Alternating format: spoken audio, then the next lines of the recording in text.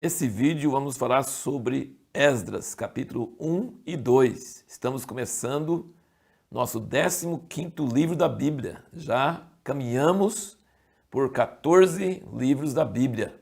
E como no início de cada livro da Bíblia que nós tratamos, eu sempre volto a mostrar que nós estamos seguindo essa tabela para ler a Bíblia em um ano, 365 dias.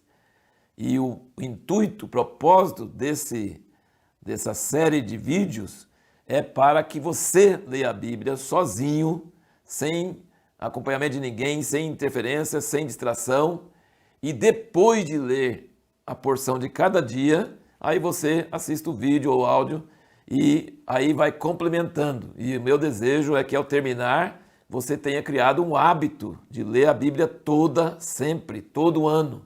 Isso é de um valor inestimável, não tem preço. E aqui então nós vemos, muita gente acha que foi o Esdras que escreveu Crônicas, então nós terminamos o último capítulo de Crônicas e começamos o primeiro capítulo de Esdras. E segue no mesmo ritmo. O rei Ciro, seu primeiro ano de mandato, emitiu um edito, uma ordem, uma permissão para que o povo de Deus pudesse voltar, o povo de Israel pudesse voltar da Babilônia para a terra de Israel. E aqui diz que foi para se cumprir a palavra que Deus tinha falado pela boca de Jeremias. Então Deus gosta de agir de uma forma sutil. Ele muitas vezes, a maioria das vezes, Deus não age de forma explícita. Ele age por trás dos bastidores, influenciando, usando circunstâncias, mas os escritores da Bíblia foram ungidos para mostrar que era Deus que está fazendo. Então, quem estuda a história do ponto de vista natural acha que foi por acaso, que surgiu no coração de Ciro por acaso, mas não foi. A gente não sabe, mas acredita que Daniel tenha passado alguma coisa para o rei Ciro sobre quem é Deus de Israel. Ele falou, ele é o Deus do céu, cuja casa está em Jerusalém, só que não estava lá, está destruída. Então ele mandou o povo voltar para lá para reconstruir a casa de Deus. Então Deus é o Deus do céu, é o Deus dos céus e da terra, o Deus de todas as nações da terra, mas ele tem um pacto especial com Israel e especificamente com a cidade de Jerusalém, e Ciro coloca isso no edito dele.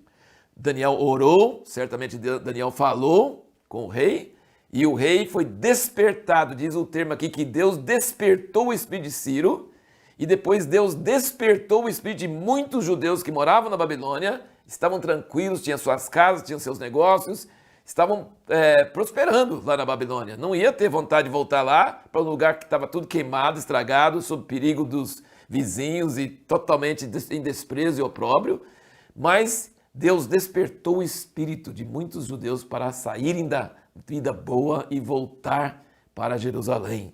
Veja como é diferente a saída do Egito e a saída de Babilônia.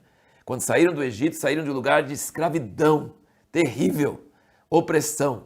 E saiu todo o povo, e não só o povo de Israel, mas outras pessoas se juntaram com eles.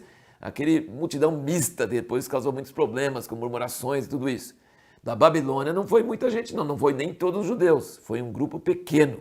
Você vê que tem a contagem até dos jumentos, dos camelos aqui no capítulo 2, e dá os nomes e as pessoas que vieram com eles. É claro, cada grupo falando o total de pessoas, não dá para pôr os nomes todos.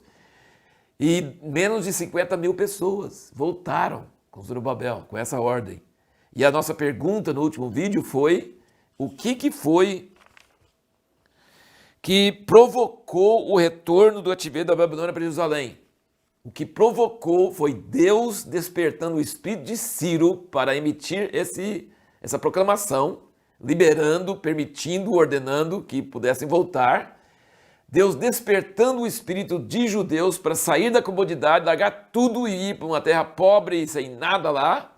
E Deus despertando também o espírito de outros que não quiseram sair, mas voluntariamente ajudaram os que iam sair com dinheiro, com posses, para o próprio sustento deles, para a própria viagem deles e também para poder construir o templo. Mandaram objetos preciosos para eles poderem construir o templo. Então, a resposta à nossa pergunta é que Deus Foi Deus que fez despertar o espírito, usa bem esse termo, o espírito de um rei pagão, rei da Pérsia, Ciro, e o espírito do povo dele, nem todos, alguns que voltaram, e os outros para ajudar os que estavam voltando.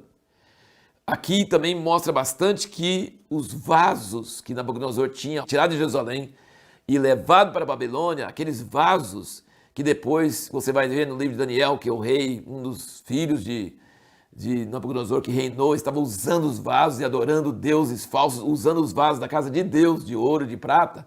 E aí veio a mão e escreveu na parede, depois nós vamos ver isso em Daniel.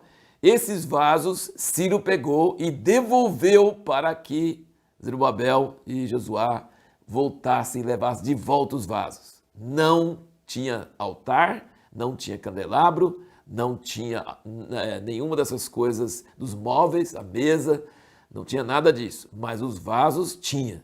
Então os vasos não foram perdidos, foram levados do templo para Babilônia e agora são permitidos a voltar. E o Esdras, que escreveu isso aqui, ele mostra bastante isso. Nota que nós notamos então em tudo que nós estamos lendo que Deus age nas pessoas, ele desperta o espírito das pessoas. Ele desperta o espírito de inimigos de Israel para atacar Israel quando eles estão precisando de castigo. E ele desperta Ciro e o povo dele para fazer coisas que ele quer, para cumprir a sua palavra, coisas positivas. Então Deus pode despertar o espírito das pessoas para coisas negativas e coisas positivas. Agora vamos falar sobre a pergunta que nós vamos responder no próximo vídeo. Por que restauraram o altar primeiro, antes de fazer o templo?